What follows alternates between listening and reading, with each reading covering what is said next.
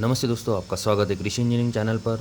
और आज मैं आपको बताने जा रहा हूँ जो अभी फ्रूट ड्रॉप हो रहा है, जैसे संतरा, मौसम्बी, नींबू, इन सभी वर्गीय जो फसलों में जो फ्रूट ड्रॉप हो रहा है उनके बारे में। तो ये मेनली क्या होता है, बायोटिक और अबायोटिक स्ट्रेस आता है पौधों के ऊपर, उस वजह से होता है। मतलब जैसे एनवायरनमेंट में चेंजेस होना, पानी का कम ज़्यादा होना, न्यूट्रिशन की मतलब कम ज़्यादा होना, हमें उस प्रमाण में जितना चाहिए उतना ना देना, या फिर इंसेक्ट का हमला या फिर फंगस का हमला, इन वजह से होता है। अगर वो न्यूट्रिशन की डिफिशियंसी रहे तो आपको न्यूट्रिशन, माइक्रोन्यूट्रिएंट और उसको जो यूरिया और पोटैश है उसको आपको सप्लाई करना पड़ता है।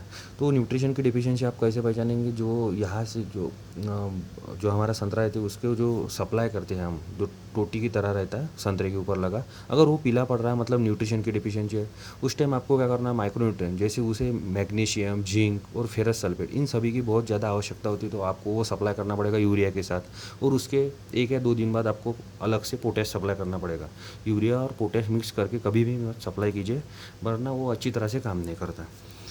और हाँ, अगर आपके फलों में अगर आप ये पीला दिख रहा है तभी आपको ये करना है। अगर आपके फल जो अगर साइड से अगर काले पड़ रहे हैं या फिर नीचे से काले पड़ रहे हैं, तो उस वक्त क्या करना है, आपको बोरॉन की डिफिशियंसी रहती है। तो उसके लिए आपको क्या करना पड़ता है, बोरॉन 20% लाना पड़ता है। 400 ग्राम ले लीजिए आप वो, और उसके साथ ही आप 1 किलो ले लीजिए कैल्शियम नाइट्राइट, और उन दोनों को मिक्स करके आप उनका स्प्रे कर दीजिए सेपरेटली। उसमें आप कुछ भी मत मिलाइए, अन्यथा वो फट जाता है पूरा फव्वारा।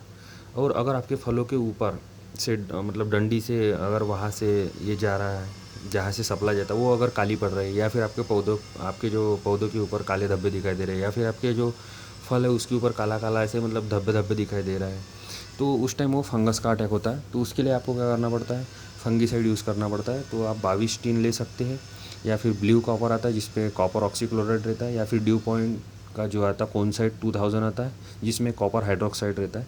आप ये 2-3 फंगीसाइड लेकर आप स्प्रे कर सकते हैं। तो उससे भी ये आपका काफ़ी कवर हो जाता है, और उनका जो फलों का गिरना है वो रुक जाता है।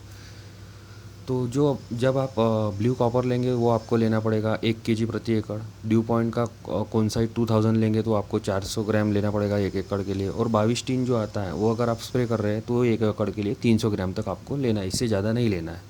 और इनके साथ अगर आप ब्लू कॉपर स्प्रे कर रहे हैं तो उसके साथ आप स्ट्रेप्टोसाइक्लिन की जो आती है ना एंटीबायोटिक, वो भी पूरी यूज़ कर सकते हैं। उससे भी आपको एक अच्छी तरह से रिजल्ट मिलता है और आपके पौधे सेफ हो जाते हैं। और हाँ, जो आप पानी दे रहे हैं नीचे से, उनका भी आपको अच्छी तरह से मैनेज करना पड़ता है, मतलब कम या ज़्यादा नहीं देना पड़ता। उस वजह से भी होता है। और कई कई बार क्या होता है, जो पौधे के ऊपर है वो बहुत ज़्यादा फल आते हैं, तो उस वजह से वो गिरते हैं, क्योंकि मैक्सिमम एक पौधे के ऊपर 600 से 1200 तक ही फल रह सकते हैं। उसके बाद जो ज़्यादा रहते हैं वो फल अपने आप ही पौधा गिरा देता है।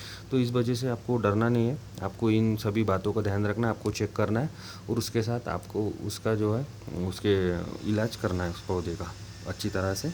तो अगर आपको ये मेरा वीडियो पसंद आए तो इसको लाइक कीजिए, मेरे चैनल को सब्सक्राइब कीजिए।